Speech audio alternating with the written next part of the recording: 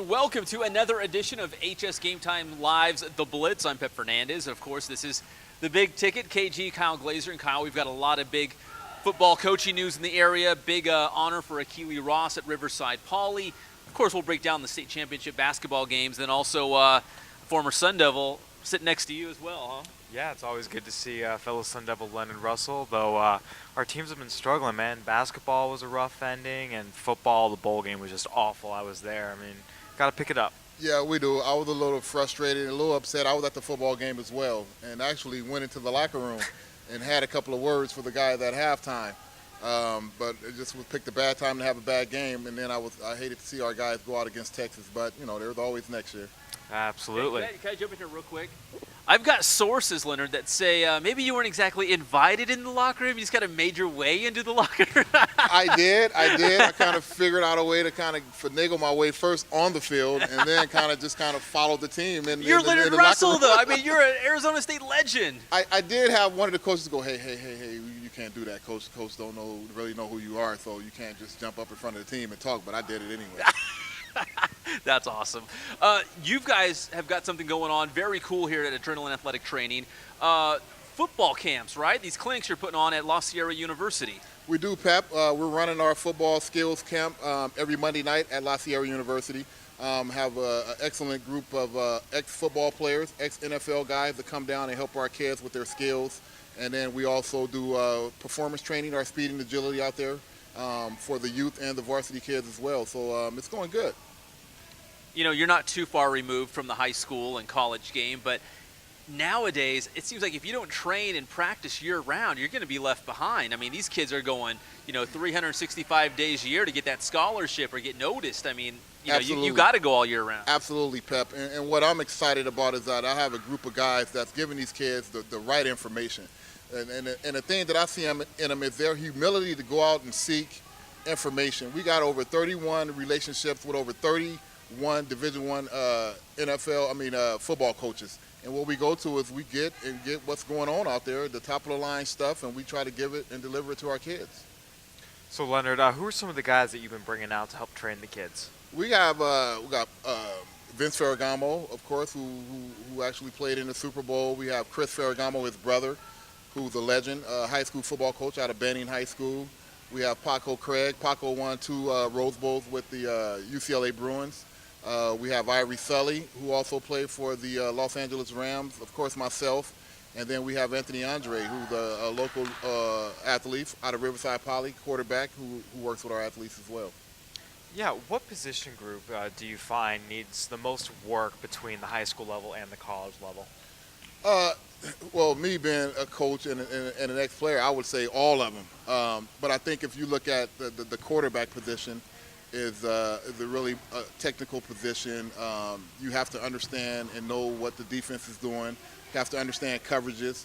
So there's a lot of thinking going on with that position as far as footwork and arm mechanic and throwing mechanics, and then also the mental side of it. So I would say quarterback is one of the positions out there that I would think that if you can go out and get some extra help, that I would do that.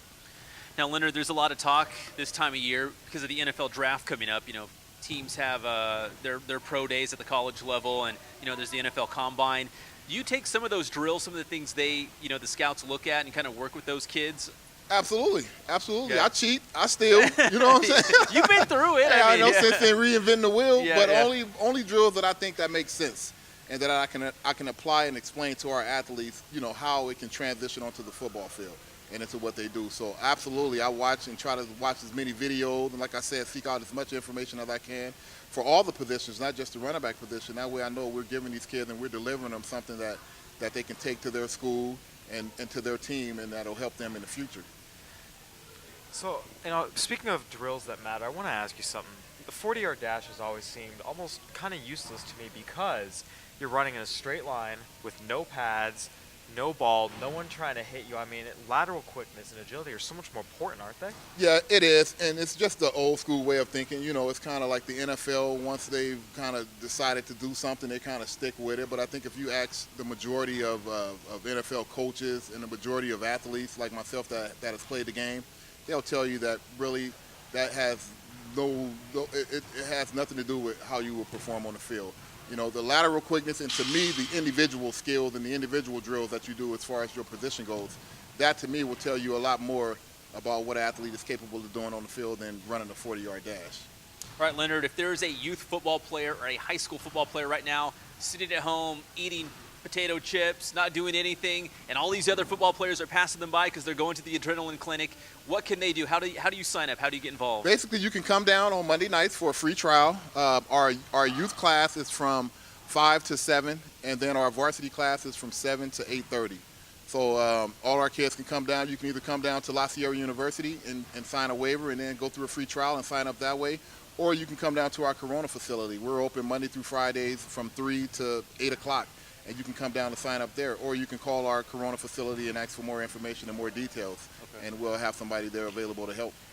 All right, so if you're craving Monday Night Football, no need to wait for the NFL. We've got Monday Night Football right here in Riverside at La Sierra University with Leonard Russell here, and of course the crew at Adrenaline Athletic Training, all these ex-NFL guys, which is awesome. You can't beat that. I mean, seeing the pros. Absolutely. Hey, and I watch you guys the show, man. And so we need to take this thing nationally. You and Kyle do an excellent job. Let's Pep, go. on this, man. So we need. You're the guy that knows everybody. We need to get in touch with some people. We need to tell them, they need to take this show, and we need to take it nationally and get some producers to come in and get this thing going, man. Listen, I want to take a page from your book. You just busted in on the ASU locker room and started talking to the guys. We're going to bust into, ABC's That's conference right, room and be like, we got a show. Hey, we want to sell it to you. We cannot be shy about this. So if y'all out there looking and y'all know, let's come down and talk to us, all right? We get this thing going. And actually, Pep, there was a correction on that, the football skills. They can come out at 5 o'clock and sign up, but the football youth class actually starts at 5:30, and it goes from 5:30 to 7.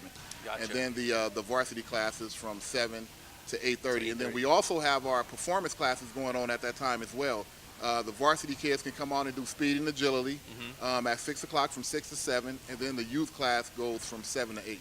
So if the youth clinic starts at 5:30, maybe show up a couple minutes early Absolutely. if you're going to sign up on site. Absolutely, Okay. and fill out a waiver, and we can take a payment right there. And actually, you can come down and do a free trial to see if you like it. Okay. All right, cool. We're going to get this show off the ground. We're going to go national with you, man. Let's go, baby. All right. #1 fan right here. All right, Leonard Russell, former NFL running back and Arizona State star. Leonard, you're the man. All right, brother. Y'all have a good one. Hey, you too, Leonard. He's a very busy guy, so we wanted to get him off the top of the show. And what a great way to lead into the rest of our football talk here. We are live at Adrenaline Athletic Training in Riverside this week, and we've got a lot of good stuff going on here. Of course, the boot camp stuff and some soccer and some basketball. And we'll get to some basketball chatter in just a second, Kyle. But let's start with some big football news. Sources are telling us, and we've confirmed this, that Vinny Fazio will be the head coach at Ramona. And, of course, like any coaching job, it takes the school board approval, so it's all that red tape. But let's just assume he's the head coach. What do you think he's going to do for that Ramona program? Well, there's definitely going to be an infusion of energy. Ramona was really down a few years ago, got to the playoffs last year, kind of backed their way in, but still got there. Coach Dustin decided to step down, and anyone who knows Vinny, talks to him for 5 minutes, knows he has an incredible passion for the game. But he's also very, how should I say it? He's a good communicator with the kids, the parents. He's one of those guys that can really get across to everyone what he's trying to do. And you'd be amazed how many coaches in all sports at the high school level can't do that. So I think that's an inherent advantage. He's got some credibility from his playing days and growing up in a coaching family. He's had success at Eisenhower. He's had success at Marietta Valley. It's going to be interesting to see, but I can't imagine everyone won't take to him and buy into what he's selling because he brings that credibility. I text with Vinny quite a bit, and over the past couple of weeks, he seems to end every text conversation with, "I'm fired up. I'm so pumped up." And I tell him, "You're always fired up." I mean, he's one of the most enthusiastic guys, and if you want a guy who can take a program and get them excited about themselves and give them some self-worth, it's going to be Vinny Fazio. I got some numbers for you, Kyle. So he was 6-4 at Marietta Valley in his one season. Didn't make the playoffs, but they were right there, right on that bubble till the end. 7-3 at Eisenhower and co-CBL champs. I'll have to ask him that 7-3 record. They had 9 regular season games, and they lost one in the playoffs. So I don't know if they had a regular season game bow, but either way, they were co-CBL champs in his one season at Eisenhower. Ramona, meanwhile, they were 4-7 last year. They did make the playoffs, but they ran into Citrus Hill, the eventual Eastern Division champion. So Vinny, he'll join us on the show next week, and we'll get his thoughts on the Ramona program, as well as just a lot of high school football thoughts in general, because we're kind of taking our off-season look and, which guys are coming back and which teams are going to be looking strong for next year. The thing I always look at is when coaches move around, sometimes there's a natural assumption to say, oh, he was good here, so he'll be good here. And this goes beyond Vinny Fazio. This is for everyone. He's moving from Citrus Belt League and the Southwestern League, inland division leagues with a lot of college talent, down to the River Valley League, Eastern Division. It's a step down in terms of there's not as many coaches to help out. The level of talent, the camps available to everyone, it's not quite the same. So he's going to definitely have to do more with a group that maybe isn't as long on natural talent. That's not a knock on Ramona. That's just, I don't think, with the exception of maybe Citrus Hill, you'll find any Eastern Division team that can match the talent or the depth of the Southwestern League brings or what the Citrus Belt League brings at the upper levels. So it'll be interesting. It'll be a challenge, and that goes for every coach that moves around. New program, new kids, new administration, new support system. It's never an automatic, oh, this is going to be great. But that said, we're big believers in Vinny Fazio. Yeah. He's shown he can move around and be successful, and we'll see what happens in his first year as a Ram. Well, of course, it's well documented. We're a big fan of his because he joins us on the show as our guest analyst, and he's great. People love him. But kudos also to John Tibbles, the athletic director, and the people at Ramona to bring in a guy like Vinny Fazio. I mean, in these parts, his name carries a lot of weight. And, his dad, Skip, I don't know if he'll be involved at Ramona or not, but just the name Vinny Fazio and the roots he has in this area, I mean, I think that's a huge get for Ramona. And we'll see how quickly that translates into wins. Norte Vista obviously has been really good. They've been the kings of that league since it was created 2 years ago. Moreno Valley reached the semifinals last year in the Eastern Division playoffs. They're going to bring back some really good players, including Dane Watkins, their quarterback. So, Ramona's not going to be in a situation where it's a pushover right away. They're going to have to build. They're going to have to continue to get better, and they did that going from, 1 win to 4 wins, and we'll see now if they can get up into that 6-7 win range. All right, so we're hoping to get Vinny Fazio on next week, like we said. The red tape, the school board approval, and that should come. Always takes a little while. It does. A lot of times we find out about coaches like months before it happens. So. You know what? I think coaching hires, at least for football, are like the worst kept secret because everybody knows and everyone's talking about it. And it's all over social media, but it's just the formality of getting that approval. So congratulations to Vinny Fazio and to Ramona High School. That's going to be, I think, a perfect fit for both sides. The other coaching hire that I think is going to have an impact is Nick Matheny going from Fontana to Summit. Yeah. I mean, here's a guy who, it's a different type of enthusiasm, but it's a similar vein. He's a younger guy who, bleeds football and really puts his heart and soul into it. He's not doing it half-heartedly. And once again, while we'd like to think every coach is that way, the fact is they're just not. He's another guy who really puts in the extra time and makes sure his kids get it and grow, not just as football players, but as people. Summit obviously was great when Tony Burrill left. They had a little bit of a downturn in terms of playoff success. Nick Matheny was building Fontana back up. He's going over to Summit. And it'll be interesting to see, but that's another hire, I think, that will help reshape the inland area football landscape. I think you made a great point. He had Fontana going in the right direction, so he's a good coach. He can get things done. And he's going to Summit, where I don't think the cupboard's bare. Not at all. Some talent to work with. The Alloway brothers in particular are two excellent players. I believe their quarterback, Kashawn Flemings, was a junior. It'll be interesting to see. Kaiser obviously has done really well in that league the last couple of years, and Summit's been right there. It's been a battle. I think it won't be long before Nick Matheny has them back contending for division titles. I love this football talk. It's off season, and here we are at the end of March, and we're talking high school football. Another thing, Kyle, we should mention is a lot of the top high school football players in the entire country are starting to receive their invitations to the Army All-American Bowl. And Akili Ross from Riverside Poly just received his invitation. So the way it works is the invitations are sent out and the players then have to commit to playing the game, which Akili Ross says he fully intends to play in it. January 2nd. That's one of those you don't say, maybe. You get an invite, you say yes. I know. I think there might be a Rugrats marathon on Nickelodeon. But I mean, for some of these kids, they do get 5, 6 All-Star Game invitations. Yeah. They have to pick and choose.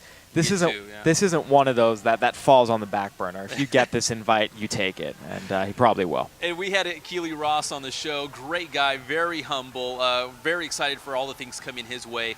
When I last spoke with him, he had up to 11 offers. Actually, no, I take it back. I think he's got 12 now, and including UCLA and Oklahoma. I mean, this is a guy that we talked about. We knew he was good, and we're looking at video of him from his junior season at Riverside Poly, but he's really the it guy right now. He exploded. You know, one thing I think this shows that I really like is that if you have the talent and you put in the work and you have the right attitude, you'll get noticed. You know, I think a lot of people now think if you're not at just for an example, a Corona Centennial, a Vista Marietta, a Norco, Redlands East Valley, you'll get, no one will notice you and you'll fall under the radar. And, Poly hasn't had D1 guys for a while now, but Achille Ross did everything right, on and off the field, and he got noticed. And I think that really is a testament to a lot of the kids out, to some of the kids out there who are staying at the schools where maybe they've come up through and they want to be with their friends, and they don't feel this absurd pressure to, I have to play at, this mega program or else no one will notice me. Yeah. And I think Achille Ross is showing that. And this was a guy, like you said, we saw him last year. I remember thinking to myself, why isn't this guy on the recruiting boards? Yeah. And his time came, and he's taking advantage. All right, Kyle. So let's assume all of the U.S. Army All-American Bowl selection committees watching right now. Make a case for a couple other guys in our area. What about Blake Barnett, Sharon Jones? I mean, throw out a couple more names that, you wouldn't be surprised to be invited to one of these National All-Star games. I know we have the Under Armour as well, the Semper Fidelis game, but, who are some of these other guys we should keep an eye on that might get an invitation? I mean, you hit it the nail right on the head there. Blake Barnett and Sharon Jones are two of the best quarterbacks in the entire country. Blake Barnett, you got to love his dual threat ability. He also has he's pretty accurate. He's not just a big arm guy. I mean, he can, make those short throws, those quick 7-yard slants, but he can also throw a deep ball, and he can get out of the pocket. Sharon Jones, started, a season and a half worth of games, but he's won almost all of them, can make plays with his arm and his legs. There's no question those are two quarterbacks everyone's going to love. Joseph Price, offensive lineman over at Redlands East Valley. He's big, he's mean, he's nasty. He's got, plays with an edge, which is exactly what you want to see. He's going to be a tackle. He's not going to have to shift inside to guard. 6'5", 300 plus, with a, there's even more room to put some muscle on in there. I think he's going to be an elite lineman at the next level. How about his teammate, Malik Lovett?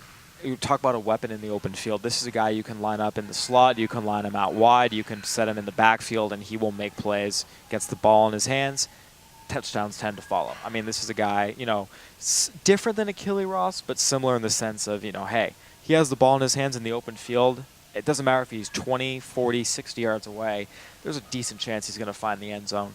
And then you go down south, you look out at Vista Marietta. Shannon Walsh on the defensive side. He's a guy who's, pretty good linebacker, can definitely make plays. Vista Marietta's had a lot of really good defensive players over the last few years. I think Shannon Walsh is the next guy in line.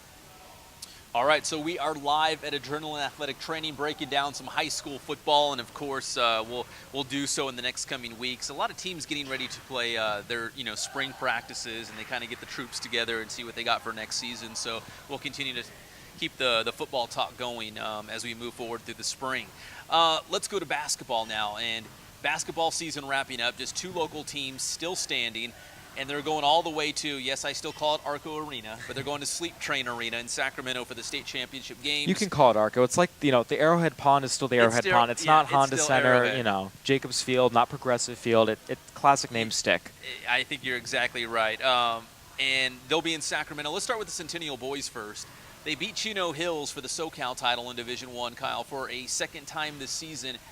And it was maybe an instant classic. A lot of people hit me up out of the blue and said, Pep, I can't believe you weren't there. I wasn't. I wish I was, but I wasn't there on Saturday. And they said it was absolutely amazing, and Centennial absolutely deserves to go play for that state championship. They've been so good late in games. You think about their overtime win against Loyola, their overtime win against Chino Hills. They also had Chino Hills and won at the buzzer the first time they played. Against Cathedral, they had to come back. So much of it is because of that depth. Everyone talks about Deontay North and Cedric Bearfield, and yes, those are the guys in crunch time. But those guys are on the bench a lot of times in the second quarter and the third quarter, staying fresh, and it's those depth guys, the Will Smiths, the Chris Famouses, those guys that come in, and Centennial does not miss a beat. And that allows the guys to stay fresh. And so at the end, do you ever wonder, why Deontay North and Cedric Bearfield are so good at the end? some of it's what they have in them, but a lot of it's because they're still fresh. A lot of other times, the other team's stars, that go, those teams that go 5 or 6 deep, they're a little worn out. And I saw that with Loyola. They don't have a very deep bench, and they spent all their energy coming back in regulation. By the time overtime hit, Bearfield was fresh, reeled off, 8 points in overtime, boom, game.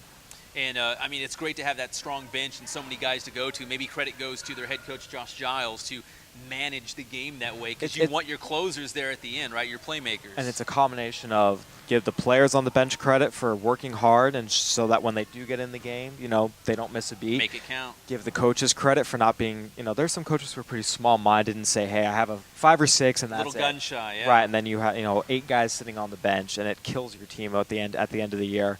And give Centennial, give them all credit as a team. When Deontay North and Cedric Bearfield come off the bench, there's some stars who'd be, cursing and screaming, and they don't like, getting sat down in the second quarter, but they understand it's to stay fresh. So I think all around Centennial has done a lot of things right this year to get to this point, and they deserve to be here. You can't look at any of their wins and say, oh, they got lucky, oh, the refs were on their side, oh, this never, would have happened. They won every game they deserved to win, playing a really tough schedule. You saw them against Loyola, right, when they went on the road and played at a very tough place to play against a very good team. Yeah. They beat them. They beat Chino Hills I in the count Southern California finals. 5 wins against teams ranked in Cal High Sports' most recent top 20, and then 2 other wins, Cathedral and Sarah, on teams that were in Cal High Sports rankings last week and dropped out. So say 7 wins over teams that have been in the top 20 in the state in the recent weeks. That's really impressive. Yeah, they punched their ticket. They absolutely deserve it. So they'll play Monte Vista High School from Danville. That's like East Bay, kind of and they're Alameda 31-1. So you talk about programs that know how to win. This is, once again, no easy battles in this one, and Centennial's going to have another fight on their hands. I wouldn't be surprised to see a 3rd straight overtime game. And interesting to know, Eric Musselman, former NBA coach, his son plays on this team. And let me ask you this, Kyle, as a basketball guy here. So Monte Vista won the Northern California Division I championship at Sleep Train Arena last week. That's where they're also playing the state finals. Is there any edge towards Monte Vista because they've already played in that arena? They know the field, they've seen the rims, they know, they can see the big arena around them and behind the backboard. And I think there's definitely some comfort that is always advantageous to the Northern California teams just because they don't have the travel. They're sleeping in their own beds a lot of times. They can, hop in the car and drive over. It's not really that big of an issue for them. At the end of the day, though, I think at this level, every team is so talented. Talent's going to win out. So while there might be a slight edge, I don't know if it's going to be enough to shift the balance of the game. All right, so all you Centennial fans, make the trip, head up the I-5 and go straight to Arco Arena. You can also check out the Canyon Spring girls. They beat Alamany for the Division I SoCal Championship. They now get Pleasant Grove. That's the Elk Grove area, which is like southern Sacramento. So if you thought Monte Vista was close, this team, Pleasant Grove, that's like their own backyard playing at Arco Arena. I want to talk about Canyon Springs for a minute. They didn't just win their game. I think they won by 13. They just straight out beat a really good Alamany team. Canyon Springs, it's really impressive what they're doing. When you think about a lot of their programs out there in Moreno Valley Unified School District, Rancho Verde, has some good programs, but a lot of the other teams are kind of struggling. Valley View, Vista del Lago, Canyon Springs, baseball, boys basketball. There's been some rough patches, but the Canyon Springs girls have really been able to excel with, a 9-10 player roster. They don't have a lot of the resources that a lot of the other schools do, whether in the Big 8 in the Southwest, but all they do is win. Yeah, absolutely amazing. Gail Hale does a fabulous job at Canyon Springs. So close last year when they ran into Long Beach Poly for the Southern California Championship. But as you mentioned, they played Alamany, and they made it look easy. And now, I would be surprised if they don't come back with that California Championship. And the thing with Canyon Springs, you can't take anything away from them because they're doing this at the highest level. They're not doing this down in Division III. They're doing this Open Division and Division I. They're playing the best of the best and holding their own time and time again. This isn't a fluke. This is the premier girls basketball program in the Inland Empire, period. All right, so good luck to the Centennial boys and the Canyon Spring girls as they play for state championships this Friday at Arco Arena in Sacramento. The Canyon Spring girls play at 6, and then Centennial boys play at 8. So if you're a local IE basketball fan, All you have to do is go up for one night, and you get to see both those games back to back. And David Laston will be up there for us, right? Yeah, David Lasson, one of our best reporters. He's been covering Canyon Springs most of the year on the girls' side. He's going to do a great job. And then Steve Fryer, our brethren over at the OC Register, he'll be taking care of the Centennial matchups. So it's going to be, great games, great stories. I'm sure. Make sure and pick up the paper Saturday. Yeah, absolutely. HS Game Time has you covered for Centennial and Canyon Springs. All right, as basketball season winds down, we're really in full swing now for baseball. And some teams already in league play, Kyle, but a lot more tournaments coming around the corner, and a lot big tournaments. I mean, very prestigious tournaments. The Boris Classic is the granddaddy of them all in the western United States. The number 18 team in the country, Jay Serra, the number 21 team in the country, Chino Hills, are going to be there. Perennial Powers, Mater Dei, San Fernando, Gardena Serra, You were there Bishop last year, Amat. right? I was there Yeah. last year. I'll be there this year again. And Great Oak, Vista Murrieta, Temecula Valley, the three Southwestern League teams are representing the inland area at this tournament, which, like I said, I mean, there really isn't another tournament in the western U.S. at any point during the year that can compare in terms of the number of kids that are going to be drafted. I mean, last year, every single major league team had scouts there during the first round, and some of them had two. Every single major college in the area was there. I mean, this is really the creme de la creme in terms of high school baseball in the western United States. And for Great Oak, Vista Murrieta, and Temecula Valley to all be there is a great testament to the program, to the respect and the caliber of those programs. Great Oak and Vista Murrieta twice in 2 years. That's a real huge compliment to them. Now, you saw wall-to-wall action of Southwestern League teams last Friday at the Diamond in Lake Elsinore, so you got to see these teams in person, up close and personal. Now they're going against some of the best teams in the entire nation, especially in the West. I mean, how do you think Vista Murrieta, Temecula Valley, Great Oak, how are they going to hold up against some of these other squads? They're there because they deserve to be there, but there's no favorites in this tournament. Every team is so good and so deep, and all these guys have 4 or 5 Division I guys. Who knows? Flip a coin. I mean, Great Oak's got Chino Hills, which, as I mentioned, is the number 21 team in the country. That's going to be a really tough matchup. Vista Murrieta opens with Bishop Amat, who's got one of the best players in the country, in Scott Hurst. And then if they win that, they have to play Jay Serra, the number 18 team in the country. And Temecula Valley, they have a date with Cypress, rematch of last year's Division II title That's game. right. So, all these games, the local team could win, the local team could lose, and it wouldn't hurt their reputation. This is just such a, we talk about state basketball, how a loss can't really count against you. Similar here in the Boris Classic. So I'm reading between the lines here, Kyle, but it sounds like these teams could be playoff previews, matchups we might see in the playoffs once again, or, if they're in different divisions, maybe teams we'll see in the semis or even the finals. There's no question that all 16 teams, because some of these teams are from the city section, some of them are from the San Diego section. All 16 teams in the South bracket will play a significant part in their respective division and section playoffs. There's no question about it. But right now, it's just, great baseball. Enjoy it. See how some local teams can stack up against the best of the best and make a day out of it. I'm excited to see how the Golden Bears, the Broncos, and the Wolfpack fare at this thing. A little bit closer to home, we have the Darrell Kyle tournament at Norco High School. A lot of local teams go there. Obviously, Norco is maybe that premier squad. Is that safe to say in this tournament? They are. They're the defending Big 8 champion, co-champion, I should say. They're the favorites to win it this year. They're knocking on the door of the CIF Division I rankings. Paloma Valley, defending Sun Belt League champion. They're in the same pool as Norco. Paloma always seems to kind of fly under the radar, but every year they're, putting up a 20-win season and, churning out some really talented ball players. They're in the same pool as Norco. The other pool is the most interesting to me. King, Temescal Canyon, Arlington. 3 teams who we think will be in the playoff race of their respective leagues, but we're not 100% sure on all of them. They all have different strengths, and they all have some weaknesses. That's going to be fun to see how Pool B shakes out with those 3 teams. All right, so that's Darrell Kyle. There's also a tournament going on this week at Grand Terrace High School. I know you're going out there tonight. Who are you seeing on Wednesday night? Grand Terrace and San Jacinto. Winner goes into the championship game. Fontana's in really good shape to make the title game tomorrow as well. So, it's interesting to see a couple programs, mostly from San Bernardino County, that, aren't as high profile. It's a lot of Division IV, Division V teams, but you never know. I mean, some of these teams that we're not talking about right now, by the end of the year, could be right in the thick of things. I mean, no one was really talking about Citrus Valley at this point last year, and they were a strike away from a Division V championship. That's right.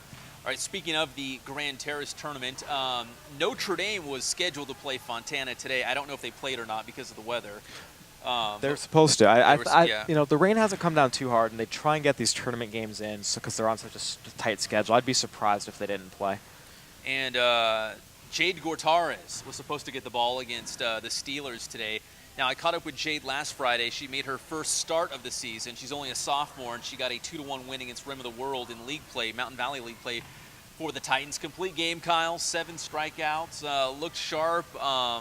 And I talked to her about what's in her future, including, you know, she wants to play college baseball. Her dream school is Johns Hopkins University in Maryland. Very smart, has very high aspirations academically as well. So we talked to her about that, and I also, you might get a kick out of this, I also tweeted at the Pope today to let the Pope know how great she's doing at Notre Dame High School, which is a Catholic school, obviously, because I thought the Pope might want to know about Jade Gortarez and how great she's doing. But here's Jade talking about her first start against Rim of the World and what's coming up for her in the future. Yeah, Johns Hopkins out in Maryland. They're Division III, and hopefully I am good enough to play over there and pitch. And what do you want to study out there? Biomedical engineering. It's just something that it excited me, and I'm just happy. Like, I just want to learn new things. No, I'm not as smart as you. What does that exactly mean, biomedical engineering? Like, what would you do with that? What they do is basically they make up the mechanical and technology that's coming, like, up in the world. They make all the new technology, like from X-rays to stem cells. But you're trying to get your name out there, and you know you want to pitch, right, in college? Yeah, yes. Do you find it difficult for people to take you seriously because you're a girl, or do you think if they'll just watch you, you know, they'll become a believer, you know? Yeah, if they watch, then they'll see that I have it. I can do it, and I trust in myself. Do you feel like you have to break that mold? Like, hey, it's not just a gimmick. It's not like, hey, there's a girl pitching. Like, no, she's a pitcher. She can actually throw well, you know, and you have to kind of prove that to them. Yeah, but like after they see, like I said before, they're just amazed about what I can do.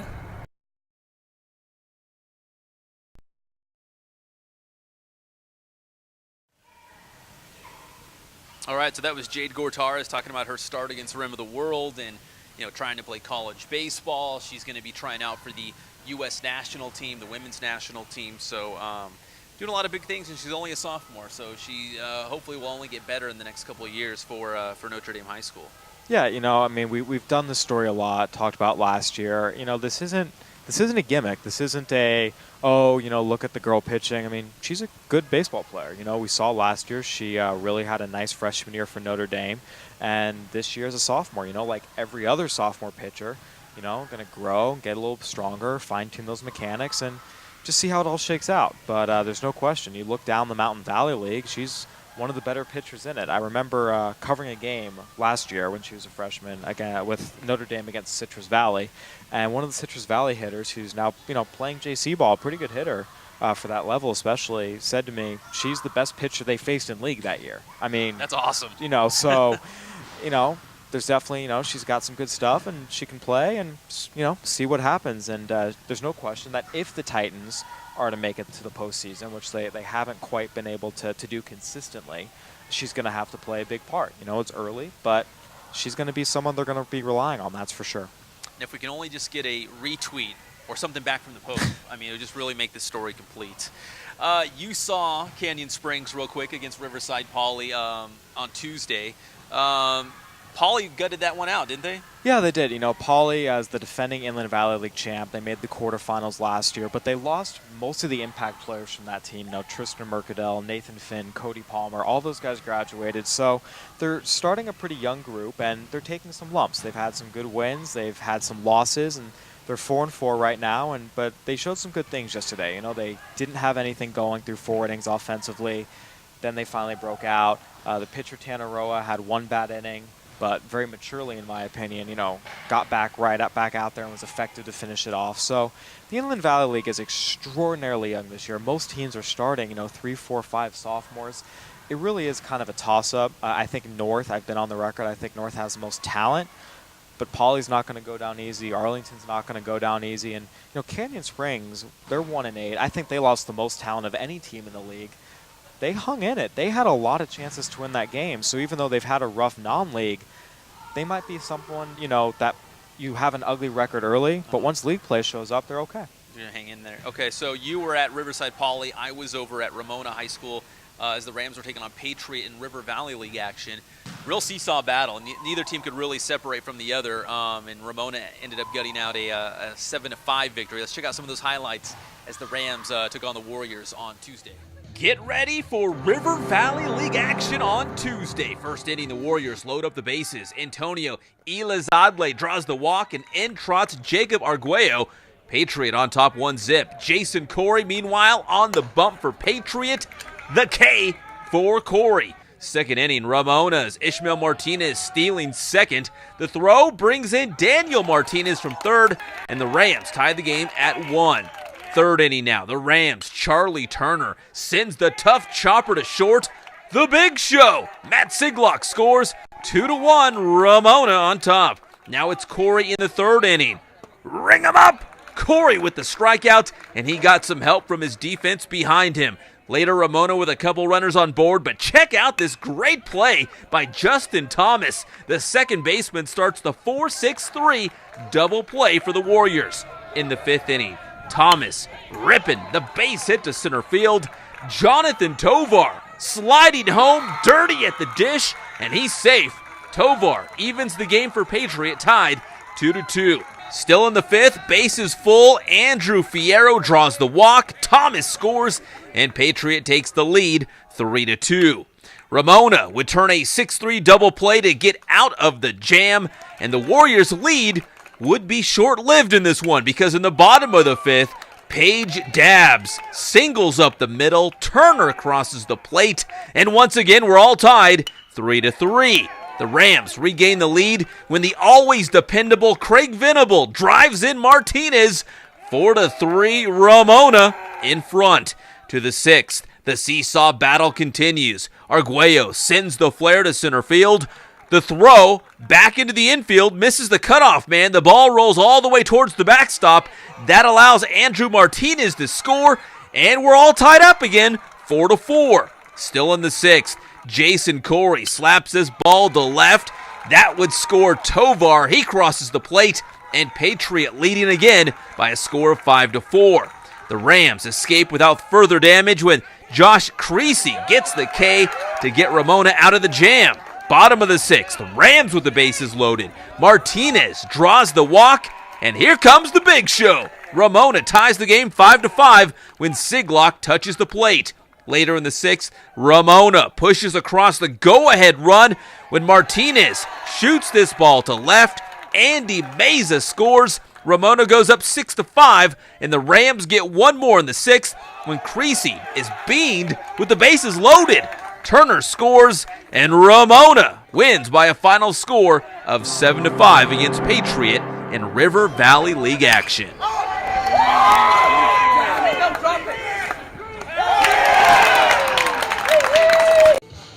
Get ready for River. All right, there you have it. Ramona winning by 2 against Patriot, and another team, Kyle, that has impressed you early on is Tockwitz.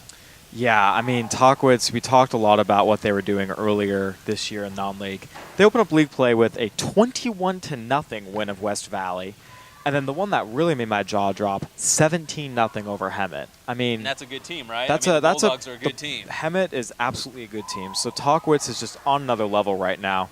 And I just want to see if they can keep it up. But this is pretty crazy. I think the Mountain Pass League is in really good position to move up in a division in a couple years with Tockwitz, and Hemet had some success last year. San Jacinto's got some championships in its past. Beaumont has some quality wins. I think the Mountain Pass League should move up from Division 5. To me, when I compare them to the San Andreas League, which is in Division 3, I think the Mountain Pass League is actually a better league.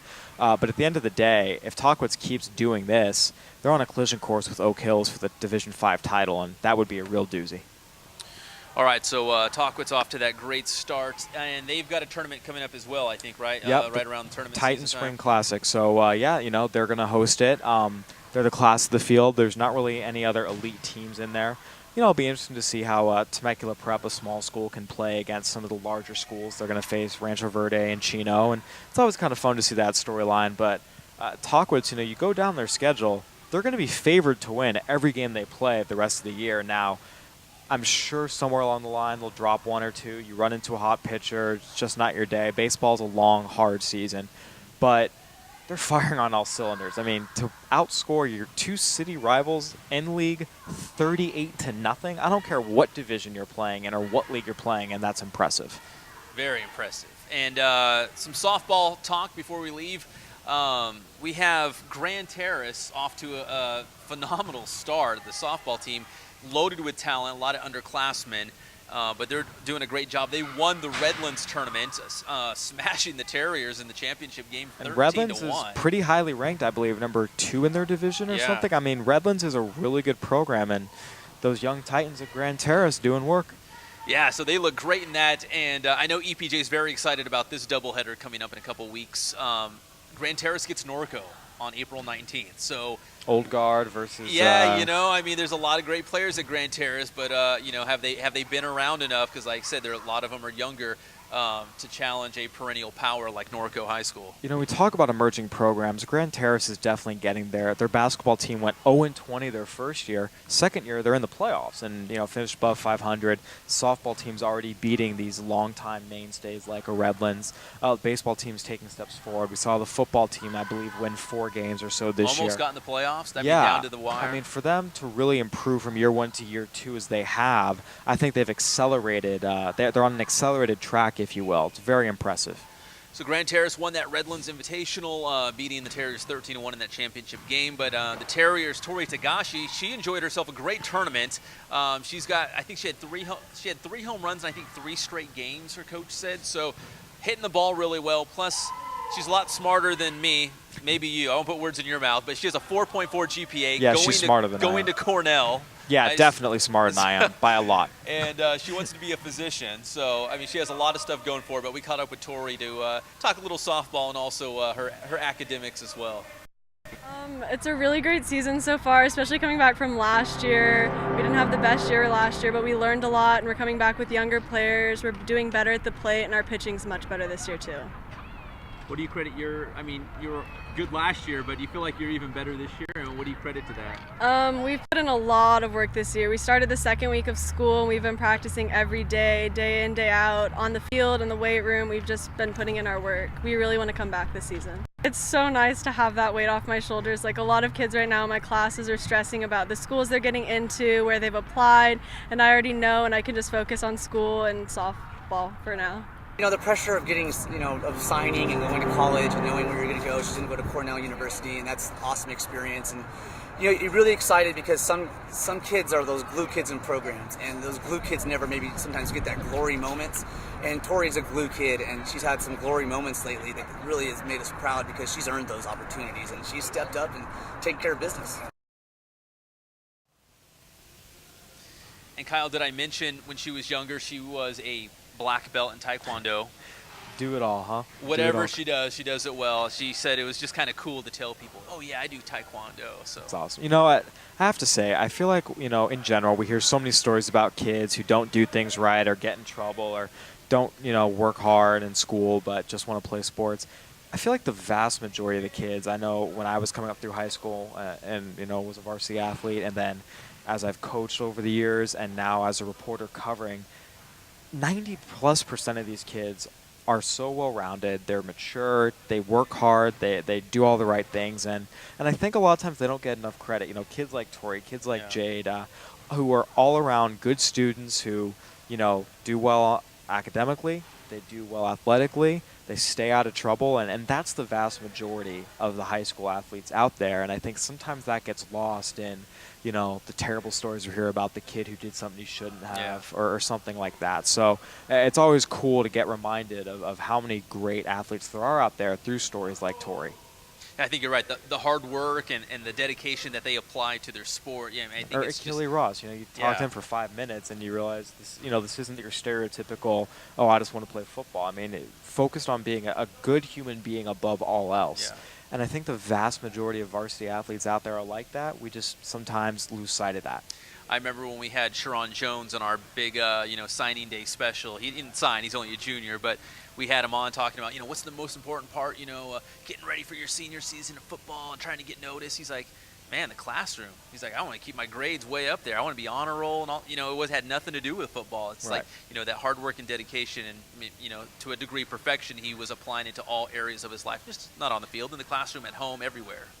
Baseball being my sport, I think of a guy like Shane Martirosian who, is going to get drafted, has all these things set. He's also a top-flight student and a great person, and that's something that helps you, both in life, but also when it comes to, getting drafted or getting scholarships. I think a lot of people really underestimate how many colleges, how much colleges want to see the type of person you are. So it's good that we have these elite athletes throughout all different sports, basketball, football, baseball, softball, who do things the right way in all aspects of their life. Yeah, it's very exciting for us to, in the media at least, to tell these positive stories when they're doing such great things. Hey, breaking news. Stop the presses, Kyle, if we had presses to stop. This just in, and I just got the text right here. It is official. Vinny Fazio is the head coach at Ramona High School. Vinny just confirmed it, as well as John Tibbles, the athletic director at Ramona High School, so we can talk freely about it. We'll have Vinny on next Wednesday to break down, what he thinks about his Rams squad and, a lot of football things in general. But now that we know for sure he's the head coach, any other final thoughts where we leave the show tonight about Vinny Fazio or Ramona? I wonder how he looks in blue. Seen him in green, seen him in red. Got to see how he looks in blue now. So congratulations to Vinny Fazio, the new head coach of Ramona High School, and we will have him on next week. And he's so great on the show, so I'm sure he'll have lots of great things to say about this new gig as he takes over the Rams program. For everyone here at Adrenaline Athletic Training in Riverside, we thank them for hosting our Blitz show once again, and we'll do it again next Wednesday with Vinny Fazio here on the set with us. For KG, The Big Ticket, I'm Pep Fernandez, and we'll see you again next Wednesday on the Blitz.